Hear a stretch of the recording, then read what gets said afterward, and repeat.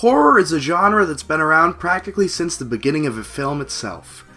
Georges Méliès is credited for making the first true horror film, The Devil's Castle, released in 1896, the same year that the Lumiere brothers are credited with starting the field of cinema with the short movie Arrival of a Train. Thomas Edison, during his series of film experiments, made the first ever Frankenstein in 1910. And, since then, the horror genre has grown into one of the most popular and successful in all of cinema. Over the decades, horror has collected a series of tropes and cliches that have been mocked and parodied in a variety of ways. Over the past few decades, horror parodies have become a subgenre all their own, with movies like Shaun of the Dead solidifying themselves as an important part of the history of horror. Tucker and Dale vs. Evil is one of these horror parodies that not only jokes about the tropes of the genre, but sets itself apart as a really good movie too. The movie centers around two hillbilly friends named Tucker and Dale as they venture out into the woods to enjoy Tucker's new vacation home. On the way, they meet a group of college kids and, after a series of miscommunications, the kids think that Tucker and Dale are out to get them.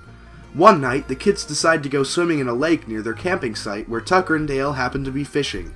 Dale makes a loud noise, scaring Allison, one of the kids, into falling off of a rock and knocking herself unconscious.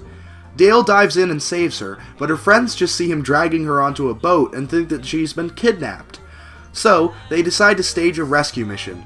Throughout the movie, Tucker and Dale try to avoid the attacks of the kids, who keep on accidentally killing themselves. There's impalings, self-inflicted gunshots, a guy sets himself on fire, and, the best out of the whole bunch, a guy dives headfirst into a wood chipper. The movie is full of jokes and does a really good job of reversing the cliche of hillbillies being evil killers, and instead makes the college kids into bad guys. The movie is a lot of fun to watch, and after Shaun of the Dead, I can't think of a better horror parody than Tucker and Dale vs. Evil. The special effects are pretty good, and for the most part, they're all practical. The acting is really good too, and Tyler Labine does a good job of playing a good-natured but shy hero.